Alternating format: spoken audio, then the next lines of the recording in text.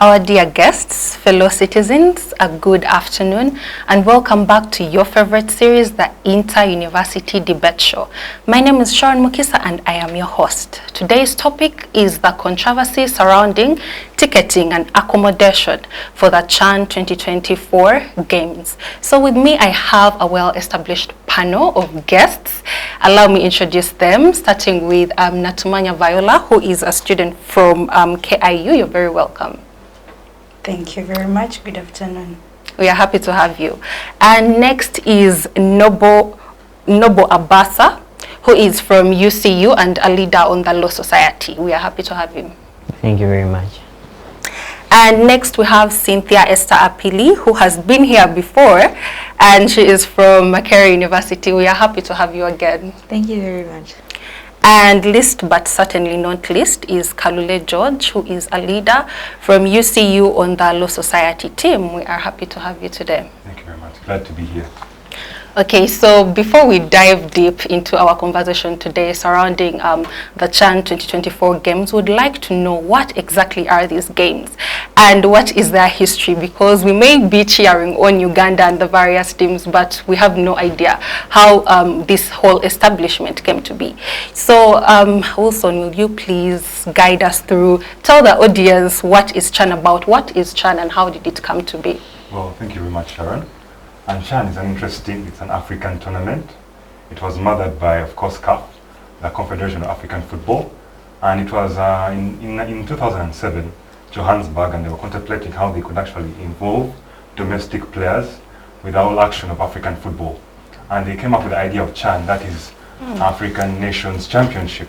And the first game of CHAN was, the first tournament was hosted by Ivory Coast in the year 2009. And this was a biennial African football tournament that is meaning that it's happening every 2 years. And yeah, the first was won by the Democratic Republic of Congo, our neighbors right here. And it was hosted by Ivory Coast, like I said earlier. The second country to host was, of course, Sudan. Amidst their independence struggles, they still had CHAN going on. And in that year, the champions were Tunisia. And on, the most interesting bit about African Nations Championship is Morocco. Morocco was hosting, Morocco was champion in the 5th edition. And it came again and it hosted and won in the 5th edition. And it came back in the 6th edition and actually won again. And we have also the idea of DRC coming back and winning those 2 titles. We have Kenya. Kenya was supposed to host the 5th edition, but it failed. We also had countries like Libya was supposed to host the 4th edition, but due to the political crisis we had in 2011, they weren't able to host it. And that brings us to the latest one that was hosted by Algeria. And it was a beautiful one for Senegal because they won that. And yes, the idea herein is that the first time we had the CHAN being hosted across 3 cities was in Sudan. That was Madani, Juba, but now for the first time in history, we have it hosted across 3 countries. That is Uganda, Tanzania, and Kenya. So it's a great privilege to be here. This is Uganda's 7th appearance.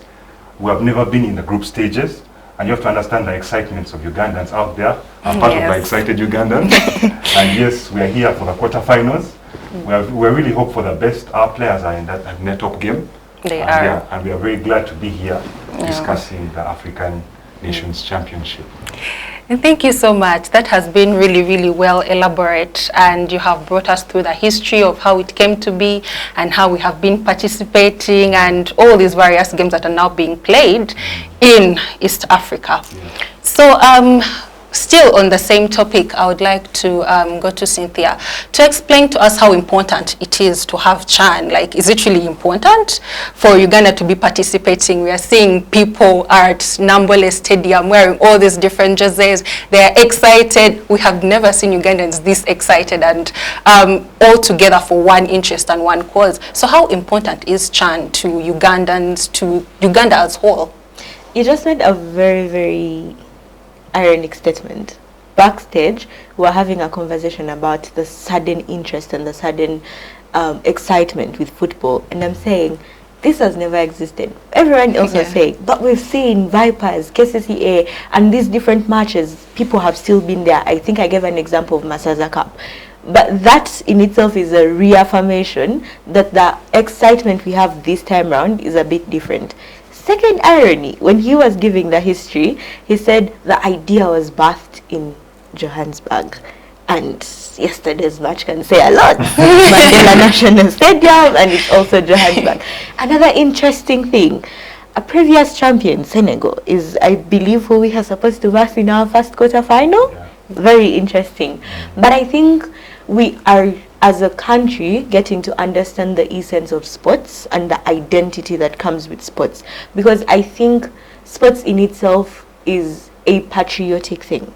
As Ugandans, we are coming together to something that not only liberates us but brings us together. When we go to Nambole, the chants are united. We forget about which tribe you're from, which district you're from.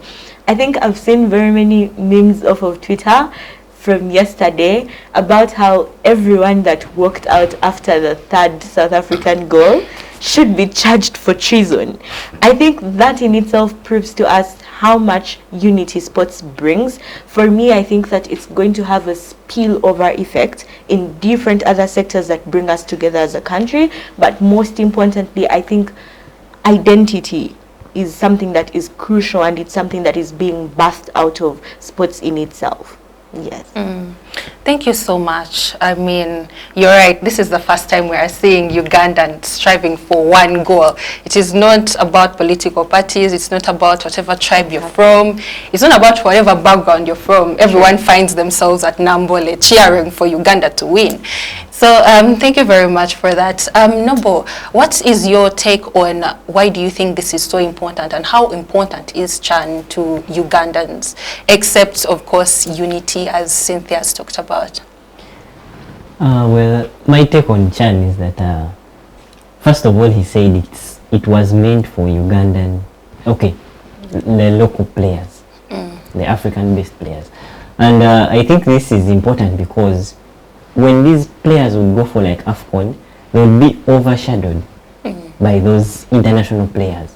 So giving the local players a chance to also feature on the international stage or national is great, because we have seen players like Saint-Amo for Vipers. They have gotten opportunities to go to Farouk Mia because of CHAN.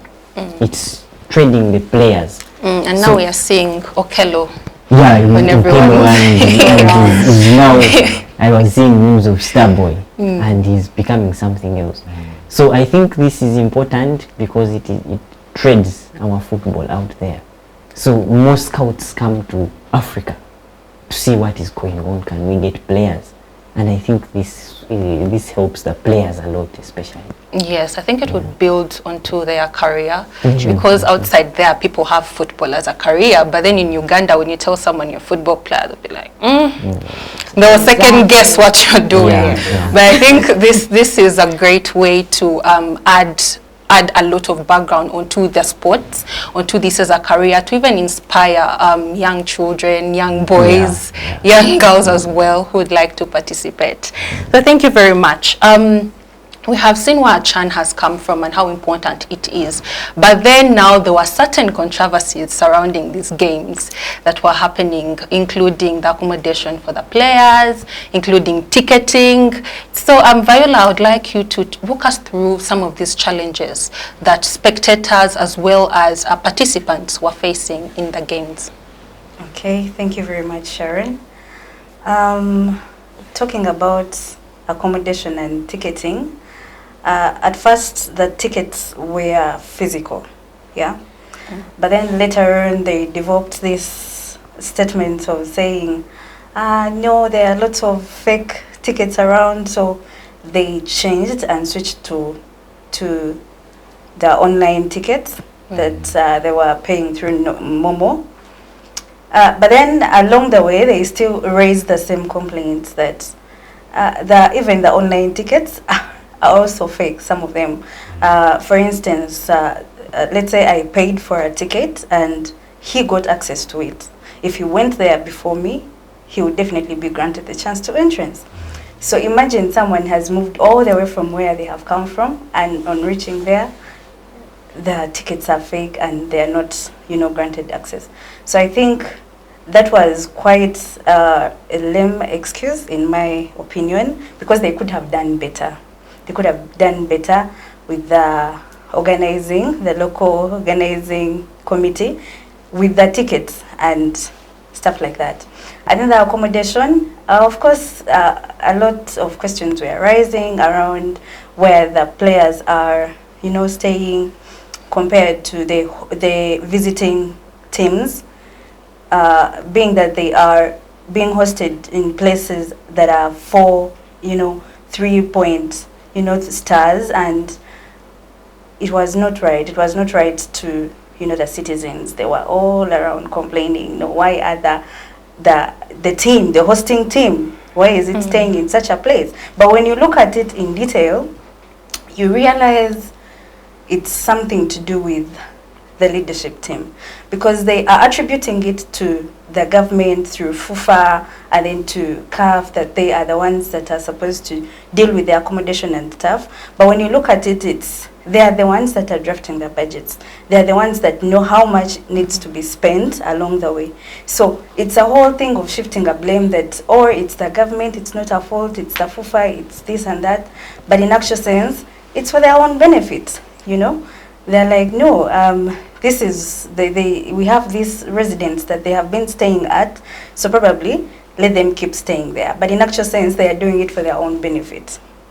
Yeah, so it's really, I felt like I was hearing their pain, I was getting their pain when they are talking about the accommodation of the players and stuff, while others are getting luxurious attention.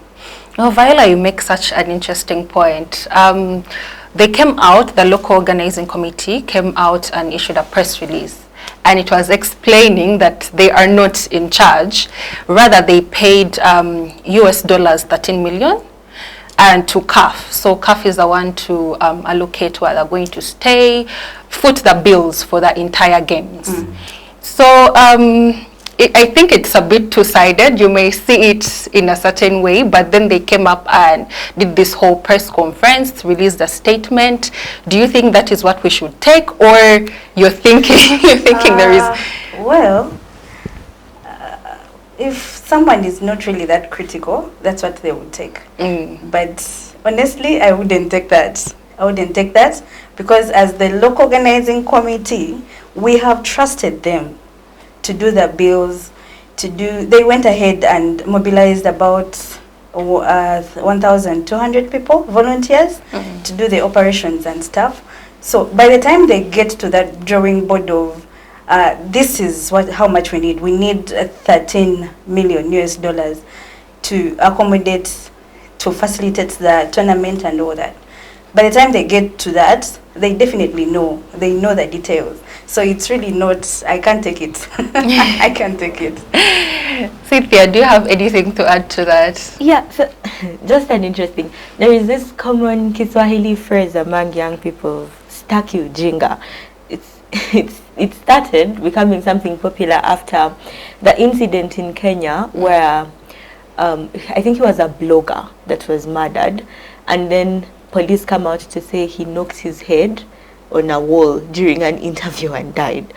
So it's the same situation, to think that as Ugandans we don't really have common sense to see behind the veil, because you can't say CAF is in charge of something, and then when we sit down to read the details of the accommodation, it is directly owned by someone that is within the vicinity of how to organize and what they are organizing for. Because you can't say CAF has capacity to organize and host other visiting teams in Pretoria, but somehow when it came to Uganda, they miraculously thought of this different location that is so spontaneous to have the Ugandan players. And I think that is also a big challenge, because investment into sports is the only way that you're going to have realization of like careers, but also having significant players that can actually go beyond just a national level. I think we've seen players like Alan Okello that were previously bought by Egyptian teams, and then because of the love that you have for a country, your team, you're coming back to say, no, I'm just going to prove my talent here and show that as Uganda we can. I think, remember our famous goalkeeper that played during the AFCON games, I don't recall his name, but we keep on diminishing the value of our players to satisfy ourselves. And it's sad.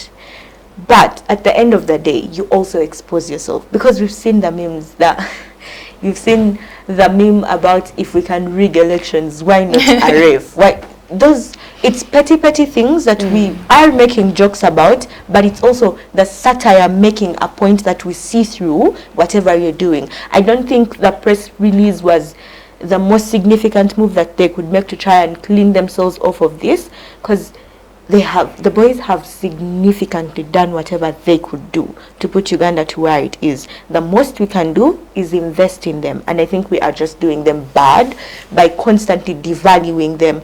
Ideally, the essence of the 5-star is not just to say sleep in luxury because you are players, but it's also the idea that some of these places have gyms. You need to recover, you need to heal, because you're investing time to represent a nation. So what is the nation doing in return for you? And that is why we don't have sports as a career. You would say you're a footballer, and I'm like, okay, that's your choice, that's what you're going with. So I think it just proves how much less investment and attention we have, but also it shows how much we've not been paying attention to a sector that is very lucrative, and there's people who've discovered how lucrative it is, and they're saying, I see my bank account there. Yeah, I think that's what I have to add to that. And thank you very much. That has been very well elaborate. When we shun away from investing in these people, from giving them what they deserve, at the end of the day, we are going to be shamed, because given the fact that you've put them in these not so good accommodations, but then they have come out to shine. They're the ones scoring the goals. They're the ones lifting Uganda. So what does that say about you at the end of the day? So I think the accommodation should be indeed looked into, rather than playing the blame game of who has done this and who has done this. However, also hotel accommodation managers, they have an association that I'm forgetting the name, but they came out and they said that they have so many hindrances like taxation. The taxes that are being imposed on them cannot allow them to expand, cannot allow them to lower their prices so that they can accommodate as many people as possible. So my question will be to George. What do you think, what measures should be taken to ensure that accommodation improves in the future games, because we hope to be participating in such games? I think for me, the idea of the future games, for the other countries, Uganda has done well.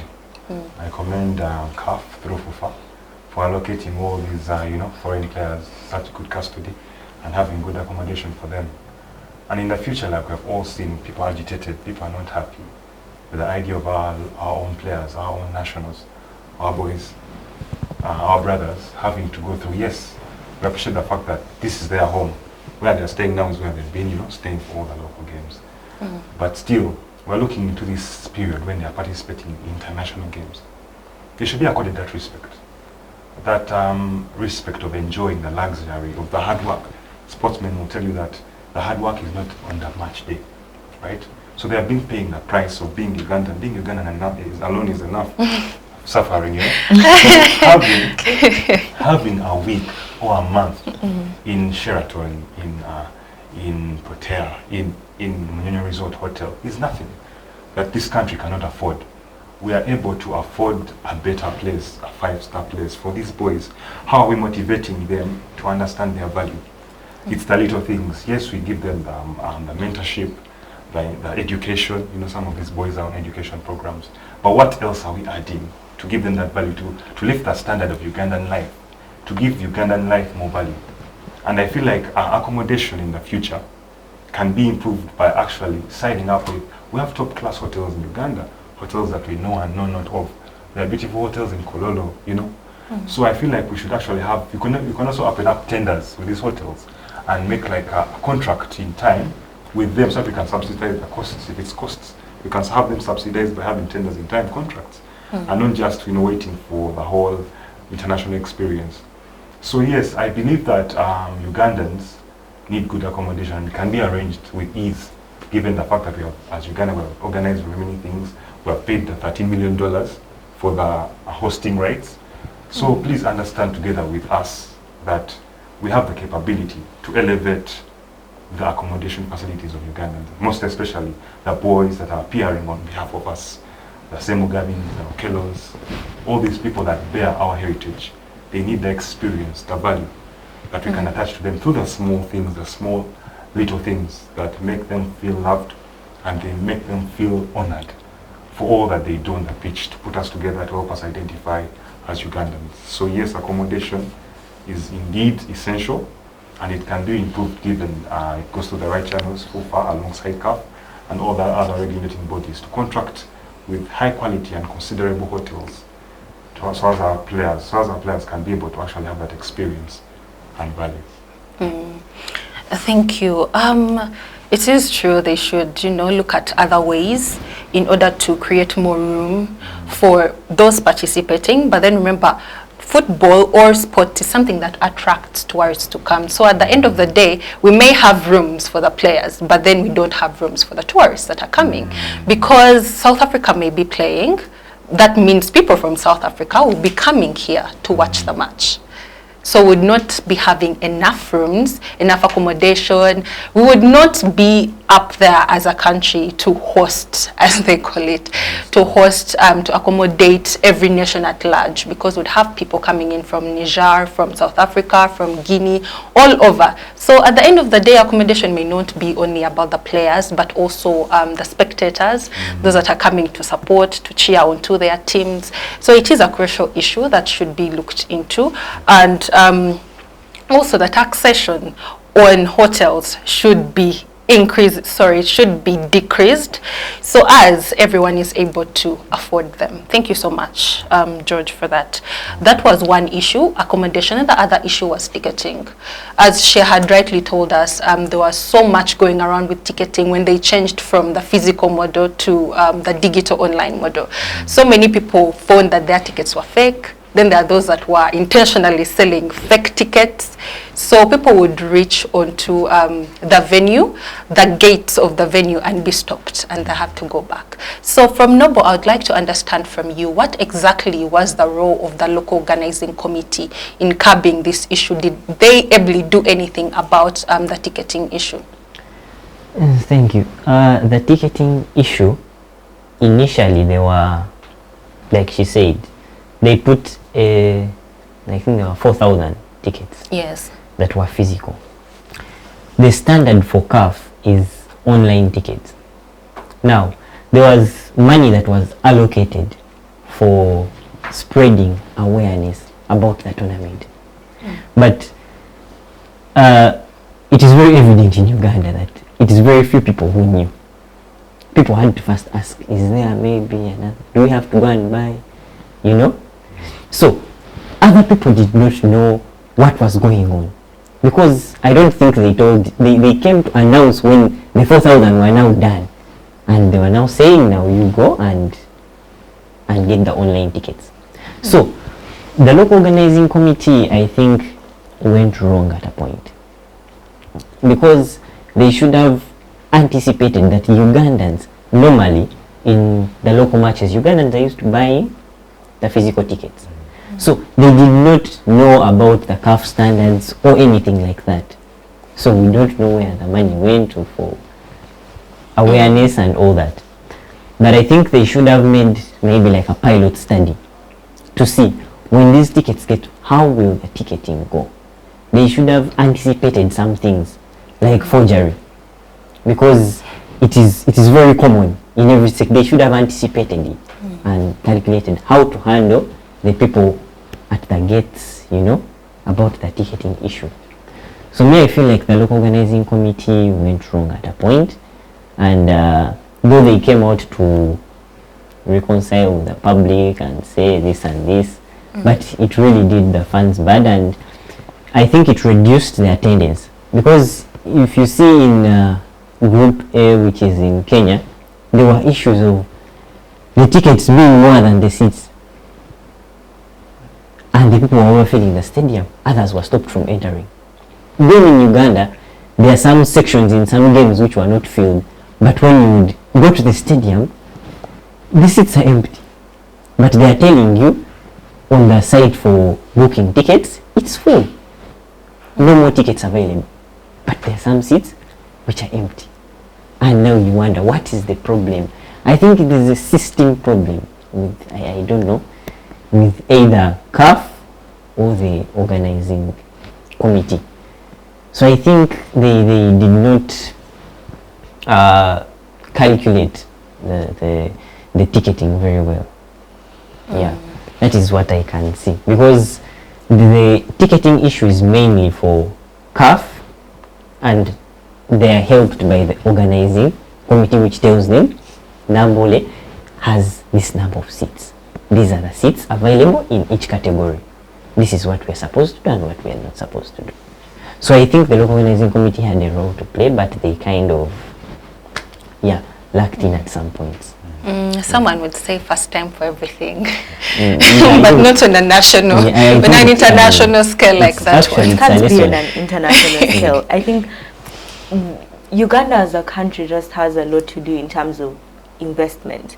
If you know that the standard for CAF is going to be, we require you to have online ticketing. We have a vibrant ICT sector. Just recently you had commissioned an AI committee. So what is stopping you as a country from investing in young people that can come up to make effective systems to work to that extent? Because if in Kenya, the problem is not there are no people, the problem is people are there, they've been able to access the tickets, and it's the seats that are not there. They're not even complaining about a ticketing issue. It's the idea that people even know. Then the issue can't be CAF. Because why is it that in other countries it is effective? When it comes to Uganda, that's where they draw the line. I think it's just absurd. It's about us as a country knowing, if you're going to cheat a system and if you're going to steal from a system, this is something international. Try to create a standard where even when you steal, people are still able to see the worth in the little that you're allowing to exist. Because it's ideally just cheating a system. You know that these things are essential, they are necessary. You can't expect things to fall out of heaven and all of a sudden be very effective when you're not feeding them. I think we need to run away from the habit of creating excuses for every loophole and start to actually act and shift things. If you know you're responsible for something, carrying out that responsibility in itself is very, very crucial. If my parent pays fees for me to go to a lecture, the lecturer does not show up, you adamantly see it as a student, exams come, he's still going to set the paper anyways. You sit and fail, your parent is not saying the lecturers are not teaching. Do you go to school? Do you research? There are still other things that you as a person are responsible for to enable you excel. And I think we are sidelining those other things because we now know there is someone we can blame for it. But we look the fools at the end of the day, because if the other person you're trying to blame has had effective work elsewhere, why is it you? What is it about you that is now limiting that to happen? Even with the taxation issue, I think it's petty for us to say, reduce the taxes. You want reduced taxes, but you also want effective services, because the roads leading up to your hotels also have to look nice. Where is that going to come from? The idea is, because when you look at the charges they have, they're also exorbitant. A night at Sheraton, a night at Serena Chigo, how much could that be? And the claim also can't be they can't handle the number. If you go to Serena Chigo, they have an extension of villas within the place. So if you have hotel rooms, you have villas, and it's not the only hotel. We have Pretoria, we have Serena. Serena actually has 2 branches. So what is the limiting factor to creating accessibility for these people? I think we also cherry pick and try to find the most strategic instances to favor ourselves, and I think that's just wrong in itself. So we can't constantly claim we can't accommodate the numbers. We can accommodate the numbers. We can't just keep on creating excuses to limit the investment that can happen for us as a country. Because if you're saying lower the taxes, it means you're going to have poor roads. As a South African that is used to having a smooth cruise and reach a place within 5 minutes, there is no way I'm going to accept to come, sleep at a posh hotel, order an Uber that is going to take an hour to reach Nambole. I think those are things that we want to consider as well. You're a hotel, you're complaining about something, but make sure that there's evaluation of all the things that are necessary to also help you thrive. You charge exorbitant prices for people who are going to sleep there. Most likely you now have the numbers. What is the issue with the taxation at this point? Because do you want to have bad roads where people are not going to access your hotel and say, but I can't sleep there? So you have rooms with no one to sleep in them. I think those are things that we really need to put into consideration as we are evaluating, because this is a strategic period for us as a country in terms of investment, and it's also extremely lucrative. But we need to strategize long term. Don't just think of the short term benefit that you're getting, because when Chan ends, you're still going to exist. So how are you going to exist post that? I think that's something we could consider as well. Okay, I would like to know from you, what measures do you think should be put in place to make sure accommodation is accessible? So I think for starters, we need to be honest with ourselves as Ugandans, especially with people that are organizing. The first trait should be honesty. When you're having a budget, you create a budget because you think everything within that budget is essential. So the first measure is being able to actually use the things that you're putting in the budget effectively. So if you need to research, for instance, about a hotel and whether it has certain facilities, do the research. Don't just put it there because you want to have a portion of the money that you can keep to yourself. So I don't really think that the challenge is we don't have these services or they are not accessible. It's the idea that we don't do enough to investigate what is accessible and what is not accessible. There is this common thing. I come from northern Uganda. So every 5 years that we are leading up to an election, there's the conversation about the stolen cattle of the people in northern Uganda. And there's always money given. So every 5 years, you know that if you claimed that your cattle was stolen, there is money that you're going to be given. So if we can't do that, I remember during NAM, construction of roads, painting the pavements, creating pave walks for people. If we can do those things to gear up, what is limiting us now? And if we have the capacity as a country to pay over 13 million US dollars to get hosting rights, it means that we have the capacity to actually create the beautiful roads that are necessary to actually create accessibility to accommodation, invest in advancement, because people don't just wake up and not see things. Rwanda doesn't just wake up to say, I'm going to invest this money to have visit Rwanda of the jerseys of like Arsenal players. That is strategic investment. Put yourself out there so people can know. I remember during the Olympics in Japan, they would put an area view of universities, hotels, strategic things that people can't see. Companies that work in Uganda, like Korean companies, for instance, take the time to advertise. We've seen Chinese language and having an entire department in universities like Makerere. They're very strategic. So as a country, can we strategize? Let's not just think about constructing a hotel where people are not even going to sleep in it, and then you wait to strategically say, no, let me have this hotel when there is churn so that I can keep a portion to myself. Honesty is the first virtue that we need to create the transition for better services, and then we also need to strategically place ourselves within spaces that can garner us the market for investment. Thank you so much. That has been very passionate. Yes, we also do agree. Okay, thank you very much. Indeed, I would not like to re-echo whatever you have said, because I believe the message has been sent out really clearly. And as she said, honesty is one of the best virtues that we could have.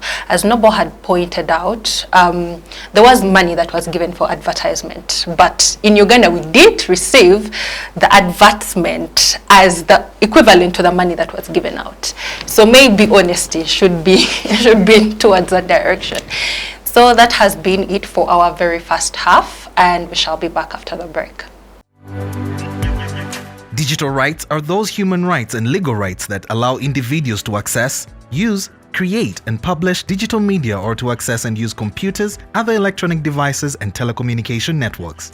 Digital rights include a right to freedom of expression, information and communication through technology, a right to privacy and data protection, a right to credit for personal works, a right to universal and equal digital access, a right to identity, a right to anonymity, a right to be forgotten, and a right for protection of minors, among others. The state's digital rights are frequently violated through various unfair actions, for example, blockage of websites and social networks, theft of credentials, unauthorized use of people's data for personal gain, privacy intrusion, online censorship, arrests and intimidation of online users, internet blockages, and the proliferation of laws and regulations that undermine the potential of technology to drive social, economic, and political development worldwide. It is hence every citizen's responsibility to respect rights of other digital users and to speak out or report to the responsible parties when one's rights are violated.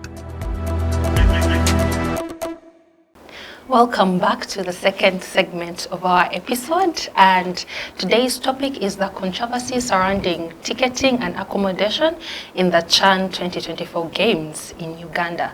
So we shall pick up exactly where we left off with Viola telling us a point of view on the surrounding controversy on ticketing and accommodation. What does it reveal about the state of sports governance in Uganda? Thank you very much, Sharon. The state of sports in Uganda, by look of things, would call it prima facie, is not doing well. It's not well at all. If you look at it in detail, first of all, the ticketing, the way the tickets were put out was really not up to standard. Most of the people, I feel like they were not well versed with what was going on. The other time, Dr. Sarah was sharing in one of the shows, and she mentioned that people didn't know what was happening, that CHAN was happening or sorts, until you would get to Kampala and get into the jam and realize, oh, CHAN has actually started. Sure. So I feel like, yeah, there was not enough awareness, there was not enough exposition about what people should do and what way they should achieve it. And I think that's what led to the fake tickets. That's what led to people had a lot of time to, utilize the opportunity that people are not aware to fake up the things and then get there. So the whole bottom line is, it's not giving the right space for sports in Uganda to be where they are supposed to be. You realize the sports in Uganda are attached to education, the Ministry of Education and Sports.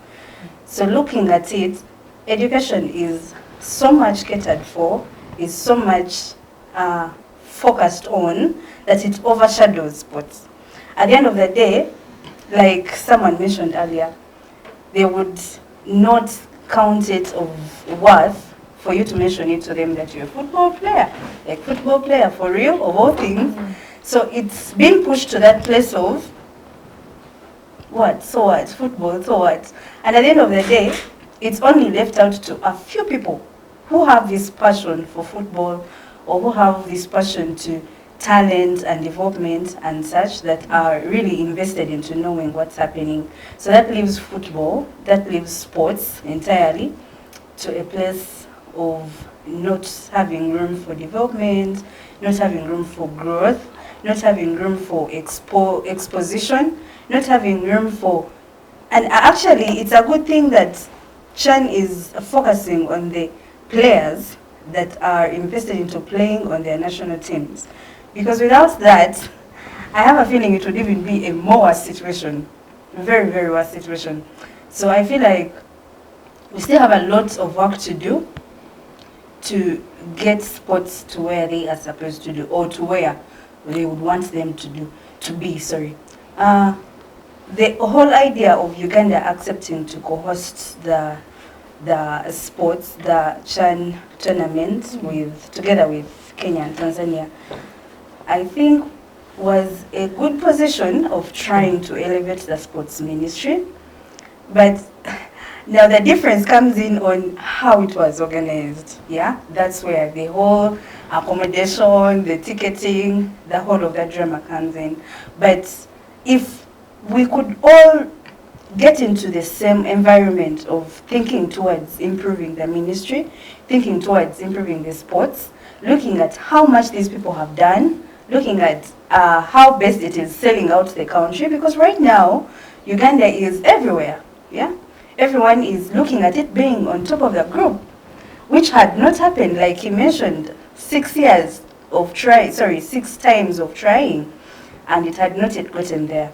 So I feel like the Ministry of Education and Sports, thanks to Mama Janet, she was there while the match was going on yesterday. I saw her there, she was, with the team. I feel like she needs to get together with her team and entirely as Ugandans to get sports to a better place than where it is right now. Thank you. It seems you have such a clear vision of where the sports arena should be going. Coming to Noble, what does the ticketing and the controversy surrounding ticketing and the lack of accommodation, what does it reveal about the state of sports in Uganda? Yes, well, that whole saga brings us to the point that this is what has been going on in Uganda for many years. But since it has not been on an international level, people didn't know. It was just suffocating those who are concerned, those who took time. Because if you look at the things that have been happening in Ugandan football, these things have been there, but people ignored them. Everyone gave them a blind eye. You look at members in parliament, it's on rare occasions when they talk about football. And we have the governing body of football in Uganda. So this is just exposing the governing body of football in Uganda. Because we have seen what it has done over the past years. You reach an extent of not paying the players and you come out on social media and say they played shitty football. So that has now come out on an international level where we are seeing sagas of accommodation. If you remember Dennis Onyango and other international players, they wanted to leave because they were not receiving the right treatment. We can't go and play and come back, and just because some individuals have said they want salary, you're saying they played shitty football. And this is reality of today. When you see players sleeping in that, the way it looks like, it just shows you, because they tell you that a Ugandan player, in the morning, he has his job, which he's doing. He's doing chapati, Rolex, what, or he's cleaning, he's a cleaner. Then when it reaches like 5, that is when he goes for training in home football. So it shows you that the problems are deep. They are deeper than we think. So Chan has just shown what is on the surface. What is on the surface. The whole place, and because I think they need to put someone to monitor the activities of the governing body so that it is held accountable. Because as per right now, we have seen everything that has been going on. No one has come out to question. No one is investigating. There's no investigation. There's nothing. You can't take them to court. No one knows what happens when something goes wrong. Because people don't know. They have not given it attention. The only matters that they are giving attention are politics and all those things. So I think another thing they need to do is to separate the sports sector From education. from education, and we see what is happening in the sports sector. Because even we saw the state minister is the one who was addressing certain issues. Even the president himself, in one of his speeches, said the reason why he accepted Chan, why he went and put energy in Chan, was because he wanted growth of infrastructure and so on.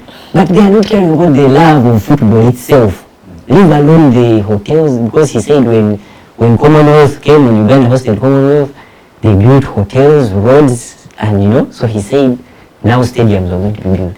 But deep inside Uganda itself, the football is not going anywhere.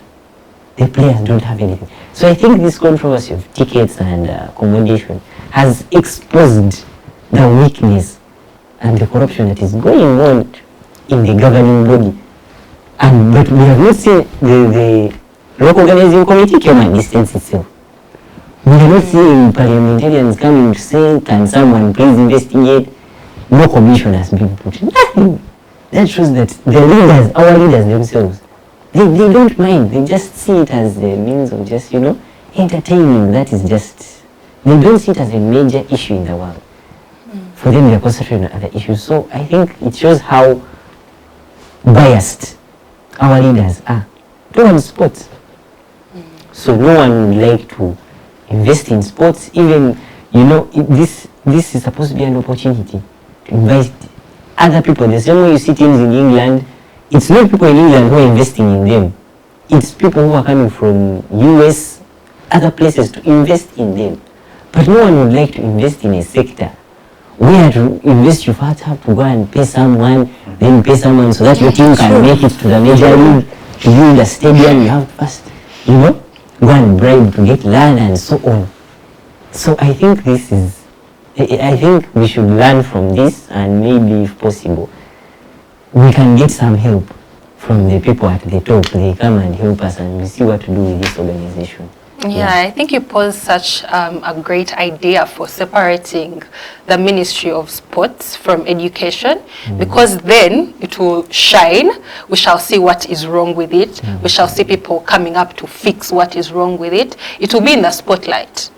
It would have a minister. It would have all these bodies that are governing it. I think that would be such a brilliant idea, honestly. And it will make, now FIFA will also be accountable. Yes. We have someone, FIFA will be answerable to someone. Because right now we are not sure FIFA is answerable to who. They have never appeared in front of Parliament to address any issue. So we are not sure what goes on in FIFA. Yeah. Thank you so much, Nobo. That is such a brilliant idea, honestly. Cynthia, I would like to pose the same question to you surrounding the controversy surrounding ticketing and accommodation. What does that reveal about the state of sports in Uganda? I think beautifully said by everyone, that it just clearly shows you that we don't have an accountability system, but most importantly, we also don't have a checking mechanism to understand what the operations of FUFA are, or understanding what the responsibilities of FUFA are as well. I think if it's not for this particular show, none of us would have actually taken the interest to sit down and understand, does FUFA have a constitution? How do they operate? What are they mandated to do? And who mandates them? That is how much of less attention we give to the structure that is responsible for implementation. I usually believe that if a structure cannot work, whatever they're implementing is also going to be haphazard. So I think that is just a revelation that we need to create a proper structure from the top in terms of how we are able to manage and handle sports. It is true if the president believes infrastructure is going to develop. However, it can't develop at the expense of who is responsible for making it develop. Like Nobo says, if we are scared to invest in your sector, it doesn't reflect your expectation to have development of infrastructure, because what are you going to use to develop infrastructure? Stolen money or borrowed funds to put us in more debt? I think it's just a revelation that a lot of the things that we do on a national stance have a trickle-down effect to the different sectors that exist and how they operate. So if they want to see the infrastructure development, they also need to invest in the attraction of investment. Let's make these players feel valued and everything around them. If, like Nobo says, you have an extra job that you have to do to accommodate being a football player, I don't think that is entirely wrong. However, is football giving you that time's worth? And if it's not, it means that it's just going to be a dead sector in itself. I'm going to have lessons, because we have talents, but if your talent cannot give you the capacity to sustain yourself, it's as good as useless. And I don't think we are granted talents just to sit on them. That is why even biblically, we are encouraged to utilize our talents. So our talents are supposed to change something, to shift something. And if you, as a country, think we can utilize people's talents to develop for the majority, that's just manipulating and cheating people. because they deserve their time's worth out of what it is they're portraying. And for me, I think the biggest thing is the structure that is operating. Can we check them? Can we be able to have them accountable to someone, like Nobo says, in order for them to perform? Because we've seen how COSASIS sprang up in parliament and how that has helped to tame corruption. It conditions you, even as a corrupt person, to limit yourself, to withhold yourself from the things that you're doing, because you're going to be put in the spotlight. You remember the Mabati incident, the pothole saga, and how quick government was able to come on their feet and try to reconstruct certain roads. We've seen the Karuma Bridge and how many times it has been put under construction, because these things affect us. We need to get to a point where we are directly affected by something. I don't think it's true that as Ugandans we don't care about things, because if it pains you, you react to it. So we need to reach a point where these things pain us for us to care about them. And for me, I think that's why I value the art of football, because regardless of the fact that we are putting aside our identities, our religions, our tribes, but you still see someone that you're desperate to support. As a person from Lansa Region, for instance, I'm willing to board that bus or fuel my car to have at least 5 people, 10 people that are going to come and sit in Nambole to scream for the boy from Bar, to scream for Torat, and remind people that this is the pride of the nation. Everyone contributes differently to the nation. So we need to reach a point where these things affect us for us to speak about them and they're able to change. Because we can complain, we can sit and discuss and say how bad the system is, how bad governance is, but what does that do in the end? We need to reach a point where we complain to create change. We act. Complaining is just for blame game. I blame you, but after blaming me, what next?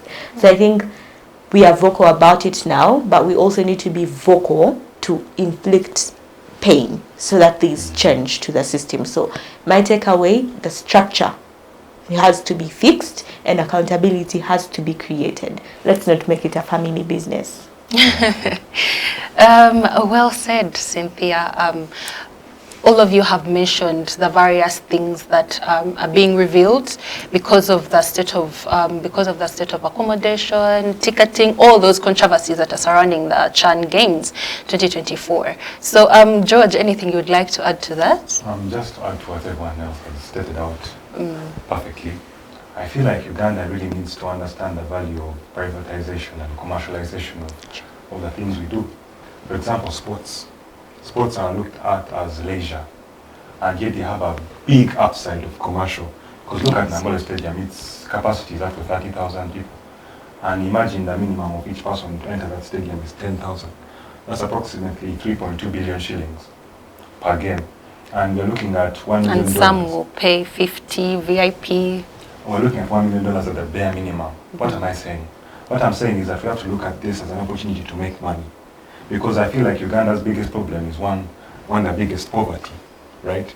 So if we actually help us ourselves understand the value of this sport, amongst others, there are very many sports that actually can help us to commercialize and improve the standard of life of Ugandans.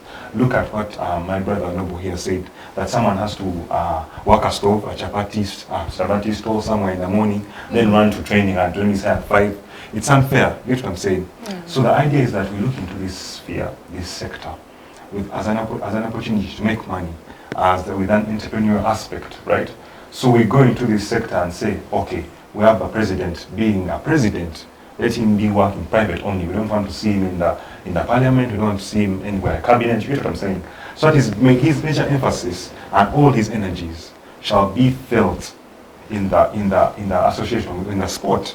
Because trust me, there are very many Ugandans out there that are seeking for employment, and they have the talent. And if this talent can give them employment, then that will settle them for life. The whole idea of veterans, we have football veterans that are suffering in suburbs of Kampala, in slums, yet they appeared once on the national television, international, at that. So it's really unfair for people to invest all this time, all this energy, and gain nothing out of it. And yet we have people out there that are benefiting from their efforts. So the whole idea, in a nutshell, is just understanding the power of sport, understanding the power that is within this aspect of life, Other countries have benefited from it. We have people investing in things as small as chess, as small as, I don't want to say small because people actually invest in this, Yes. table tennis. There are sports that you would see and like, hey, people are just in a room, you're not tossing a ball. This is football. Investing in a stadium takes millions of dollars, but as well can make millions of dollars. You see what I'm saying? So the aspect is us understanding how far can this sport go. We have to look further. We have people like, I appreciate the young people in the room. People are looking at English Premier League. How is it establishing? How are people making money? Investment from UAE, from USA. What's stopping that? What's stopping that happening in Uganda? And like everyone has said here, it's just showcasing what has been going on even in the grassroots. It's an opportunity for I'm sure there's a player out there that wanted to say something like, this is happening, but they are stopped because of, I'll lose this position. There's so much competition. So it's like you're playing dog. You can't really like go against the people that are feeding you, the person that has given you the position. You can't. But if these people had a voice, if they knew their rights, if they knew where they stood, if they knew their value of their lives, they'll be able to speak up. You know what I'm saying? So we need to empower not only the Ugandans, but also the players. Education. Some of these boys are not able to go as far as Form 4, Form 6. True. They're unaware of their rights. People do not know the law. People that are at the university do not know the law. These boys do not know their rights. You know what I'm saying? So we have to have people that are speaking for them, that help them understand that as much as you put in the energies, you're making people billions of shillings, but why is your life like this? The money is there. You see the money flying around. But why aren't you touching the money? Because the system is not proper. With privatization, you have this kind of accountability to each other because you're looking at the forward play of the whole organization, of the whole sport, making more money. But here we have people that just have to paint a picture. As long as the picture is painted to everyone else, then it's okay. Let's move on with that. It's good enough. But with a privatized commercial football association like it should be, we'll be able to have these boys get out, even the younger boys, look up these positions. If I'm going to earn 6 million shillings from football, and let me say I'm not taxed because I increase the identity of the people, the patriotism, I will look into it, I will invest in it. My father will be proud when he's buying me soccer boots. You know what I'm saying? So the whole aspect comes down to privatization alongside commercialization of football as a whole. Thank you. I think that's my take on that. Thank you so much, George, for that. I mean, all of you have been very elaborate on what has been exposed because of these inconveniences that we have been having, these challenges and these problems in these games, corruption, the lack of the virtue of honesty, privatization, commercialization. I think these are important points that you put forward that should be really taken seriously and should be worked on. So as we see football, where I would like to see it, sports in general, where I would like to see it, so that we see more investors coming into the country, so that we see this area, this arena shining as it should be. So as you have mentioned the various aspects or measures that should be taken, I would like to understand from Viola, what measures do you think that the Ministry of Education and Sports should put in place or implement? What kind of reforms should they implement to make sure that sports is up there? Thank you very much. I'll pick it up from the point my Noble mentioned about separating these ministries. I felt like it's opened up my mind or to a place of, okay, it actually can be separated. Yeah, like, it is such a good point. why is it even education and sports?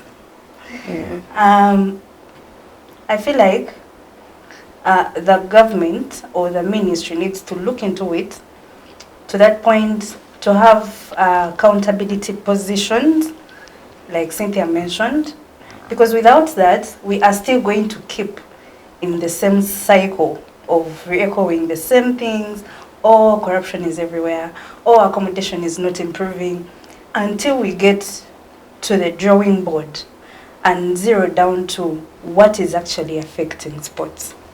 It's not going to be any improvement at all.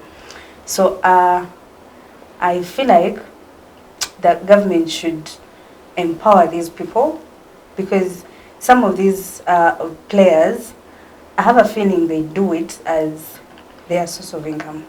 Yeah? But even if it were me, I came and rendered you a service and I'm not well treated, I would definitely feel biased. You know, I would be held back. And of course, that delays results.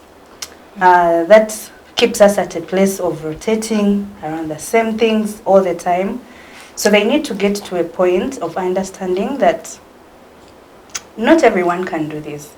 They should appreciate someone's talent. They should appreciate these boys. I was looking at the updates yesterday. These people did their best. They really did their best. I was actually looking at some videos, some of the fans were, you know, almost tearing down, praying, oh God, we need a goal, we need a goal. So I feel like they need to value someone's talent, because no one, I mean, not everyone can bring sports to that level. So these ones that are in that positions, they need to be valued. They need to be facilitated. They need to be understood. They need to be empowered. Because let them try this whole exercise of taking them through trainings, giving them opportunities to be on bigger platforms, to acquire knowledge, to acquire experience, to acquire, because I feel like they are being limited to a place of intimidation. Like he mentioned, I don't want to lose this. I might, you know, get joked. Competition is so high. I feel like I might not continue. If I don't get this, then my life is done. No, there should be a better place, a better environment for them. Their mental health is important. Sure. Their health is important. Their finances are important. Because if they are at that place with themselves, for starters, they have so much to deliver. You cannot give out what you don't have. If you want to give out love, you should have it first. If you want to give out peace, you have to be peaceful by yourself, with yourself first. So I feel like they need to empower them so that they get settled within themselves, and then they can push sports to a better place. Thank you so much, Viola, for that. Would like to hear your concluding remarks, starting from Nobo, summing up what you have discussed today from everything that you have said about the ticketing, the controversy surrounding the ticketing, the accommodation, and what have been your major points, and what is your take home from this discussion, and what do you hope the viewers to take from your submission? Okay, thank you. I've heard from all the speakers, and I just have 3 points. Number one is, as Uganda, we need to focus on professionalism. We need to stop these things of, for example, if there's Chan, the local organizing committee was hiring people, volunteers. They do not know how to do these things. They have been called to do these things because it has come, but they do not know how to do these things. It's not something they have taken time or they have invested time. The same issue he was saying that I also talked about of football players. You wake up in the morning, you first do some other jobs, then you run. But the talent cannot be nurtured in such a way, because the people you're competing with in international competitions, they play full time. They have time to recover, they have time to experience all parts of the field. So you can't compete with these people. Number two, the agencies need to work together. The government and the private investors need to work together. For example, you can't tell me you're going to host a tournament and you need the hotels, but you're not willing to work with the hotel association. You're not calling them and saying, guys, we need hotels that are up to this standard. We need this and this. Because the Hotel Owners Association recently held a meeting and they were discussing this. Chan should have been among those issues. The standards that are required, they should have been among this association. All these things providing ticket security, they are security organizations which deal in IT things. They should have talked to them and say, if we are going to sell online tickets, how can we protect them that if someone buys a ticket, it's only his? So they need to start working with the private sector to see how to make some of these services better. Point number 3 is, as Uganda, we need to reduce the influence of politics in things, because we can't have a FIFA president who is also an MP. So that means the minister is part of the government. The football president is part of the government. What are you going to decide that is not on the government side? If there's, a deal to take money or something, that means it happens together with them. So that means no one can say, these guys took the money, these guys did what, because it's all one group. So we don't know who is who. Second of all, we go to like local football. If you check on most of the teams in Uganda, the government has a hand. It's either a minister who owns the team, he has the biggest number of shares, or an MP, or something like that. So they basically do things on their own, and once you try to touch them, they use the influence they have in government to overcome such small problems. And that is, politicizing things is making the football sector deteriorate.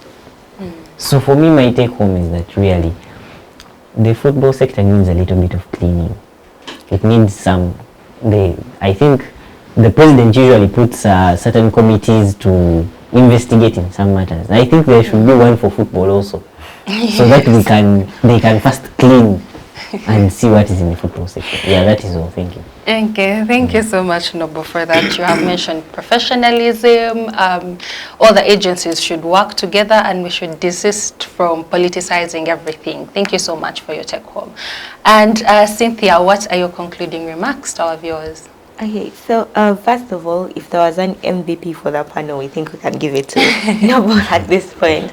But I think he does mention something critically important, which is separation, because the Ministry of Education in itself has a lot of baggage to deal with. For instance, the inefficiencies within the new curriculum and how they're able to create a bridge system to match the already existing system. I think they've had a huge challenge within joining from O level up to A level. What does that curriculum now look like, and what is the change? So I think they already have enough on their plate to handle. That separation could be uniquely important in terms of creating a spotlight so that we are able to check them, but also to create a structure through which we can hold individuals accountable. Secondly, I think that this conversation in itself is a realization of how lucrative the sports sector can be. If people are suffering, there's an outage, at least give them the outage to be able to cover up the suffering. So you notice that something is lucrative, be able to invest in it so it can work for the long term. We also need continuity. We had a period of the Dennis Onyangos. Are we able to have a system that can still guarantee us as Uganda that same shine and spotlight? Because after the Alan Okellos, after the Torat, who is going to be there? Because if I'm not interested in going to something that is not going to profit me, it means that it entirely dies. So I think in order to have that continuity, we need to be thinking long term as opposed to short term. No matter how much you accumulate and steal, you are not making what do we call those, you're not creating a top 1% within the country, because your children are not going to inherit these things. They most probably, even if inherit whatever you've stolen, do not know how to manage them, because the management is in the essence of sticking within government. That's how you're able to maneuver to create stability for your wealth that you're stealing. But not all of them are going to manage to successfully be in government. We've seen how vibrant young people are coming up. If you look at the positions that are being taken over by young people right now in this political wave, it guarantees you that there's going to be a complete shift. So all of these things will collapse and there will be no purpose for them. We need to stop thinking short term and start thinking long term, and what that means for us as a country and for the people that we are living into the country. Lastly, and it's just a re-echo, sports is a lucrative thing. If we take what he says on privatization, I think you would notice that there is a huge benefit that we can have as a country. I think that in itself is something that we need to concentrate on and find a way to uniquely position ourselves to benefit from it.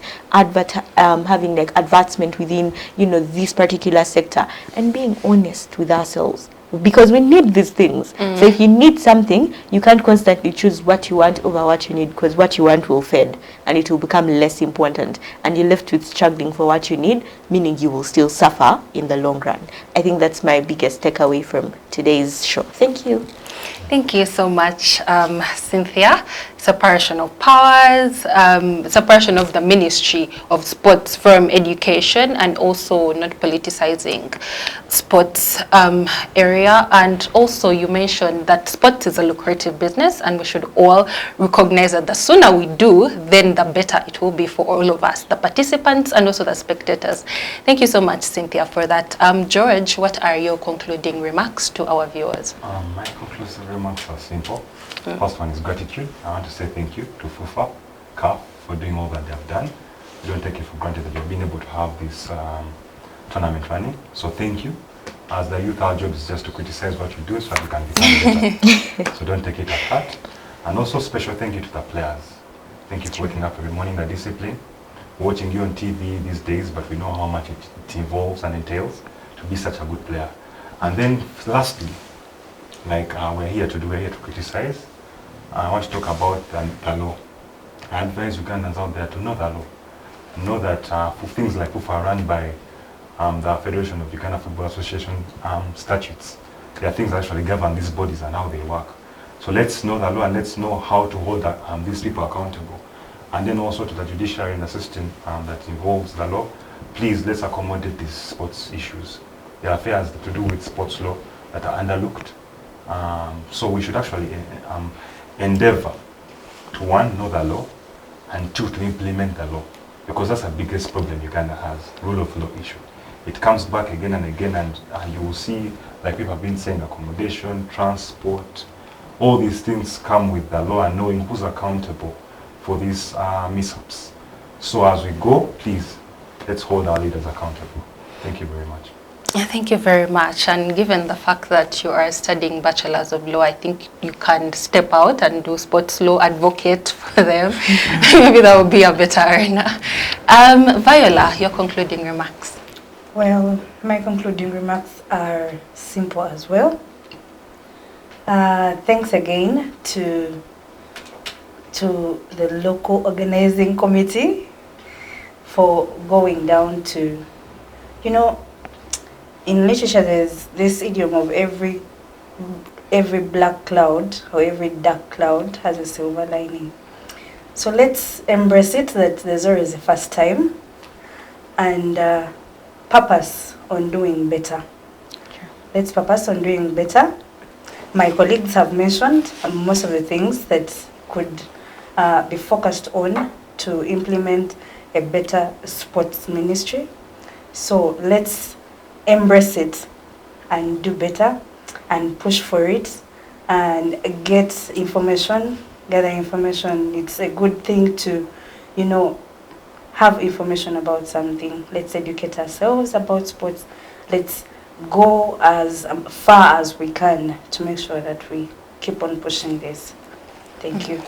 Thank you so much, Viola. That has been our panel full of educating guests.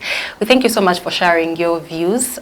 Today's topic has been the controversy surrounding ticketing and accommodation for the CHAN 2024 Games. We would like to hear what your view is and commenting on any of the opinions of our guests.